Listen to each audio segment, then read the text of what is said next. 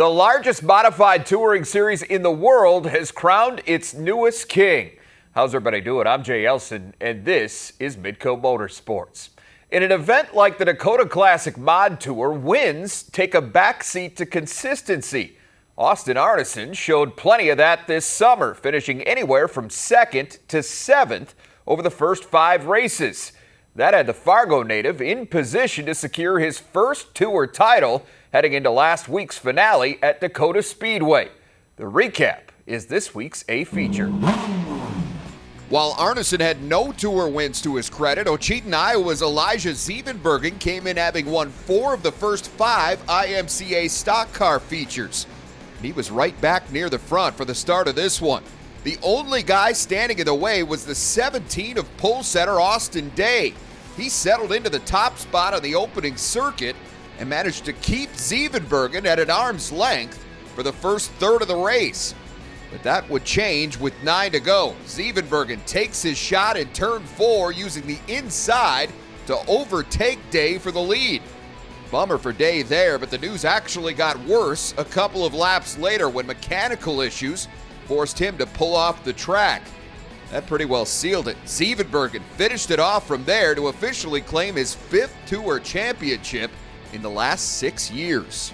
On to the main event now. 30 cars on the starting grid for the 31st Dakotah Classic Mod Tour finale. Aforementioned points leader Austin Arneson would start 5th, essentially needing to just keep himself clean. Trip Gaylord, on the other hand, didn't have nearly as much to lose, so he was going for it. The Colorado native pulled away from the field right off the start. Meanwhile, steady as she went for Arneson. He actually fell back to 7th before settling in behind his brother Casey Arneson in the 2A. And that was good enough. Gaylord goes wire to wire for his first win on the tour, but it's Austin Arneson that wins the week. He clinches his first Dakotah Classic Mod Tour championship. It means a lot, keeping in North Dakota. I've never ran any of the shows of this Dakotah Tour at all. This year I kind of knuckled down and said I was going to run the whole thing and wanted to get a points championship. We've been running pretty good. We didn't get any wins, but we were consistent each night. Didn't have any mess-ups or screw-ups. We qualified good every night. Held off, everybody else, and we're the most consistent and got the championship. The World of Outlaws late models made a couple of stops in North Dakota over the weekend. We'll show you the highlights from Red River Valley and River Cities after this. Midco Motorsports on Midco Sports Network is presented by Dacotah Speedway. And welcome back. Well, Grand Forks native Mark Dobmeyer is still on the mend following his recent sprint car accident at Cedar Lake Speedway, but his spirits remain high. Friday, Dobmeyer himself provided us with a personal progress report ahead of the races at Red River Valley. Honestly, the wreck itself wasn't that crazy or wild or anything like that. I've had a lot more spectacular ones than that, but what happened was the car landed really flat on the very last impact, and it was basically a chassis straight to the ground, and it broke my back basically. We fractured the L3 and burst out the L4, so just one of the things you got to deal with. I guess I never had to deal with it before, so we're struggling, just getting used to everything and trying to slow down to heal up. So got back home and just trying to recuperate and everything. And my plan is to get healed up and get in as best physical shape as I can and work my simulator a lot and hopefully be back at our next year. Certainly great news there. Well, in addition to Dobmeyer's visit, Red River Valley also welcomed another group of special guests on Friday. The World of Outlaws late models made their first appearance at West Fargo's 3A Smile Oval since 2005. With the World of Outlaws sprint cars enjoying a weekend off, Fargo's own Donnie Schatz decided to get in on the action in his number 15 late model. He'd get his turn following the night's NOSA sprint feature, which saw a lot of excitement courtesy of veterans Austin Pierce and Wade Nygaard.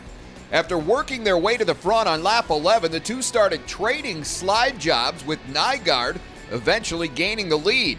But things got scary moments later. The two come together out of turn 4, sending Pierce into a violent tumble down the front stretch.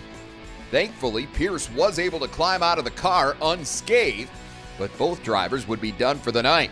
That opened the door for the 8H of Jade Hastings. He led the final 8 circuits to take home the win and the lead in the NOSA standings.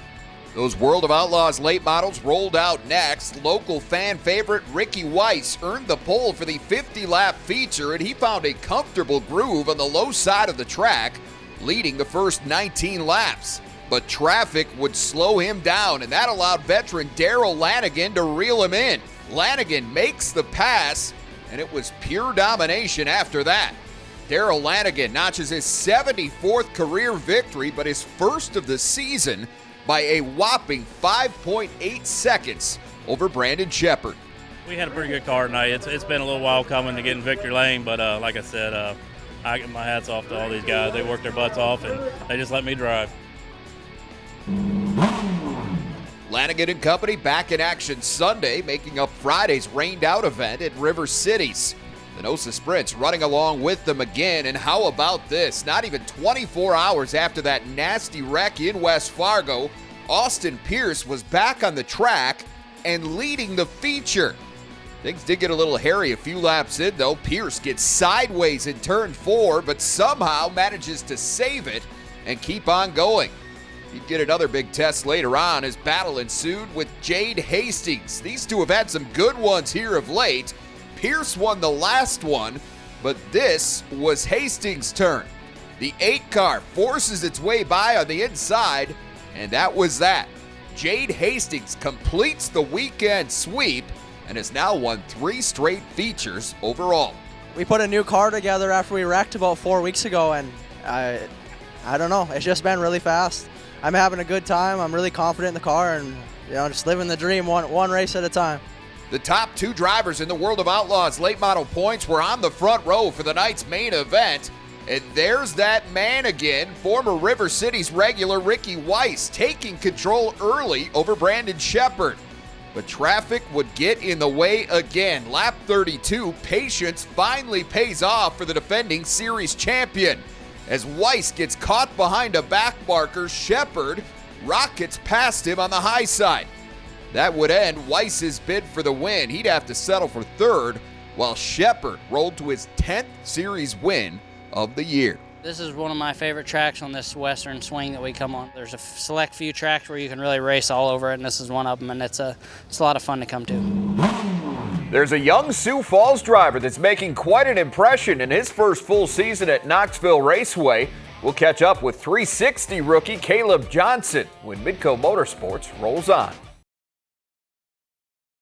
A rapid rise through the racing ranks has led Caleb Johnson into his biggest challenge yet. We caught up with the Sioux Falls native earlier this week to get his thoughts on what to this point has been a tremendous rookie season at Knoxville Raceway.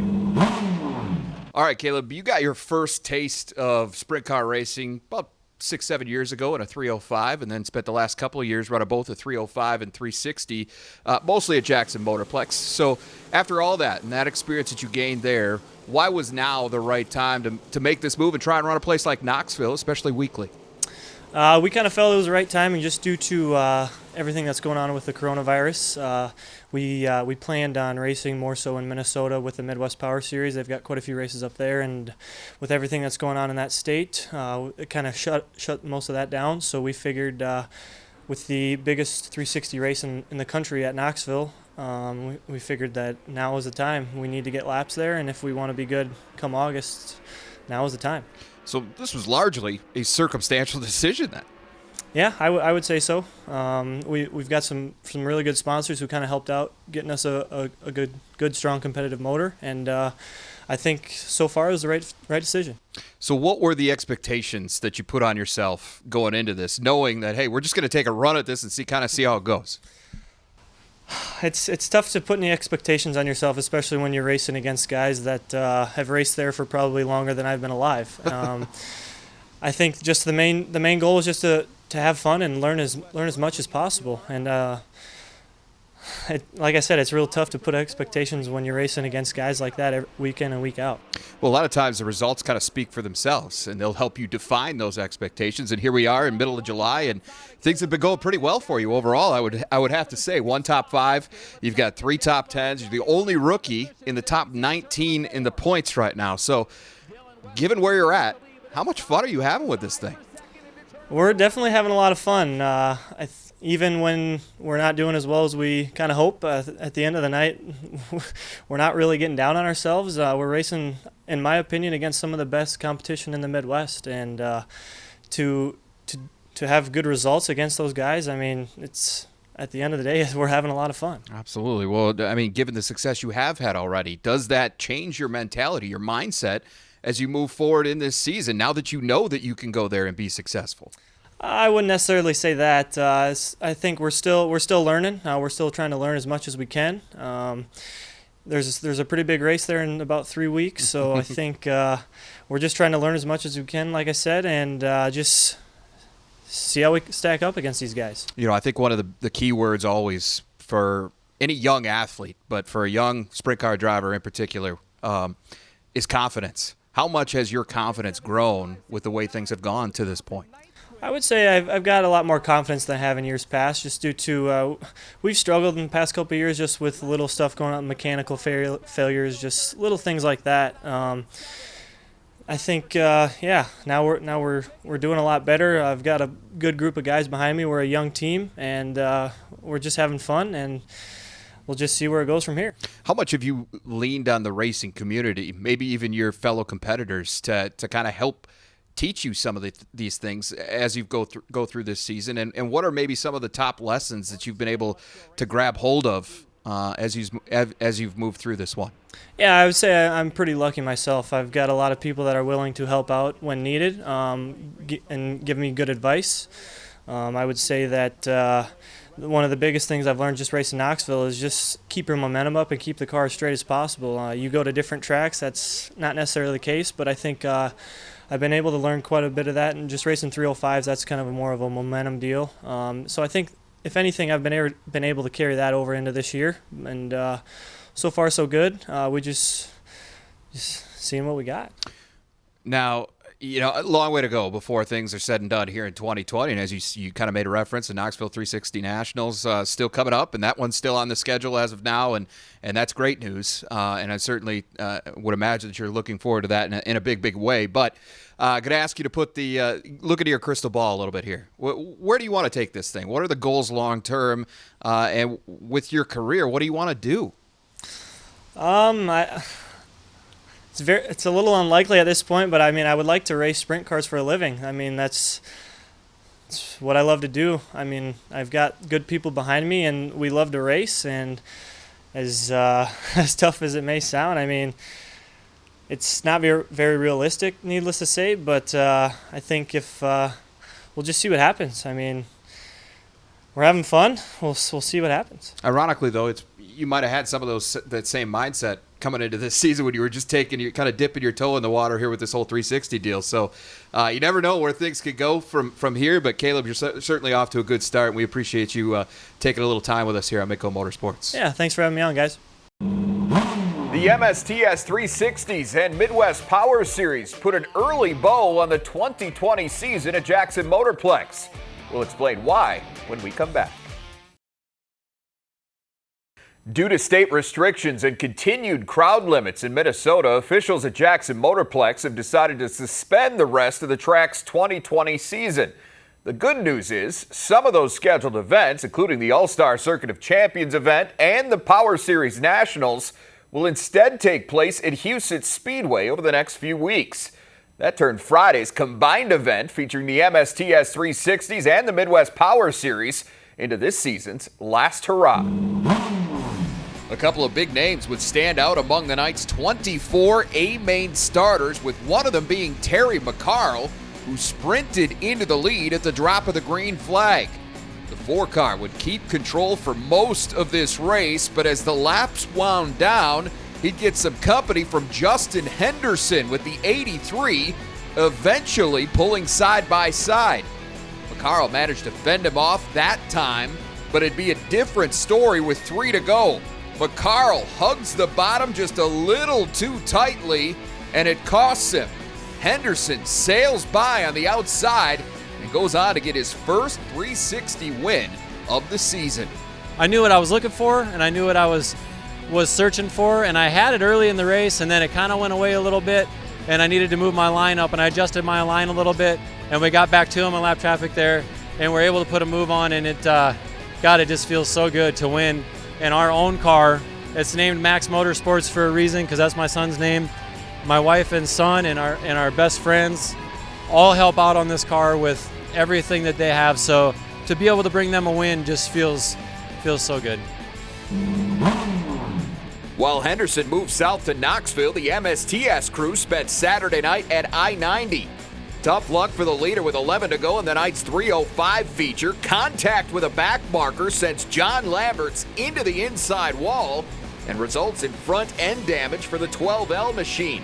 The good news was Lamberts was able to stay up front for the restart, and while he'd get a serious test from the 24 of Chris Thram late, Lamberts manages to hold on just long enough to secure his second win of the year in Hartford.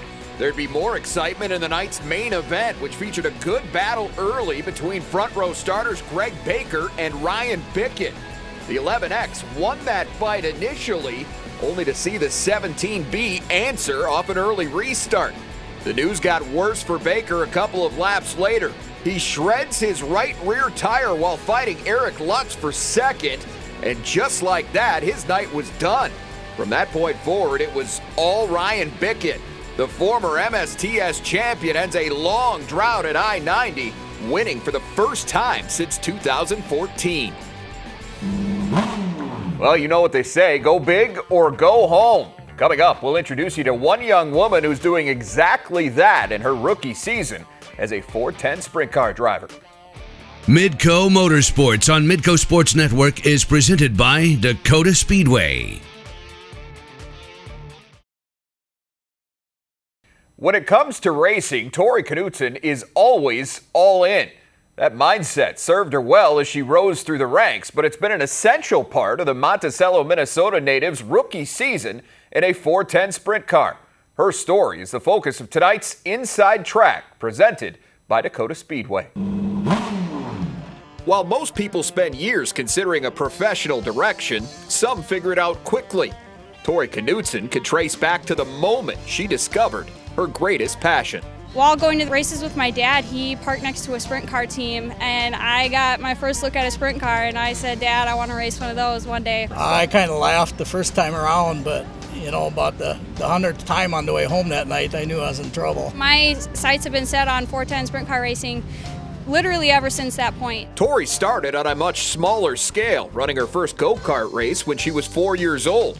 From there, it was on to winged karts and then micro sprints, steps that featured multiple track championships. Then in 2011, at the age of 16, she jumped up to a 360 sprint car. That went well too, with Knutson claiming Rookie of the Year honors at Minnesota's Arlington Raceway.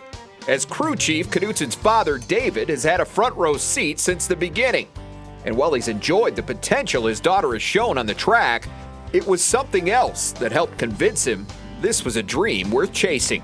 There's always the proud dad factor, but when we show up and she has the proper attitude, and I'm thankful all my kids are competitive and understanding, of the situations they're in, and thankful for that. But the demeanor, the attitude, the willingness to learn and listen to others, not only myself, was really critical in my decision to say, we'll continue to roll with this. As Tori's skill set has improved behind the wheel, so too has the relationship between driver and mechanic.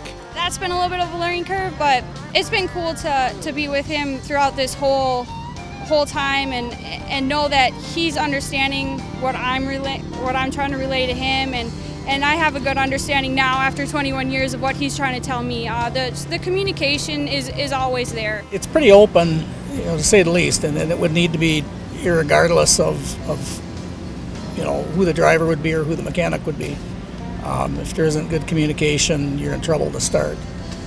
And I think, unlike any other father-daughter or father-son combination, there's times we butt heads, but it's all good. I can't put it any other way. We wouldn't be here and we wouldn't be doing this if we didn't, have a mutual respect for each other. That's been especially important in 2020, as Tori is finally realizing her lifelong dream, But the Knutsons haven't exactly aimed small in this first full season in a 410 sprint car. In addition to appearances in high-profile events at Park Jefferson International Speedway and Jackson Motorplex, Tori is competing weekly at Knoxville Raceway. For the time being, the 14K team is keeping expectations to a minimum, opting instead to just soak up the experience. To go to Knoxville and run a track weekly, kind of get into a groove, a setting that we're familiar with will be helpful. The learning curve will be significant. It's sink or swim. I mean, either swim and learn or sink and go away. And that's what Knoxville will teach us. It's how to get better. You might not be where you want to be right now, but that doesn't mean that you can't get there, but you got to start somewhere to get there. It can be really intimidating lining up to guys like Aaron Reitzel and Donnie Schatz and Kyle Larson. Literally the best of the best. It's easy to feel like you're out of place or maybe just plain not good enough to be there racing with them. But they started somewhere too, so I'm just trying to take everything I can and learn from these guys and just get better every time I hit the track. All right, that is our time for this week. For Brian Shaw and our producer Levi Vanderwatty and the rest of our crew, I'm Jay Elson. Thanks for watching. We'll see you back here next Wednesday night for another episode of Midco Motorsports.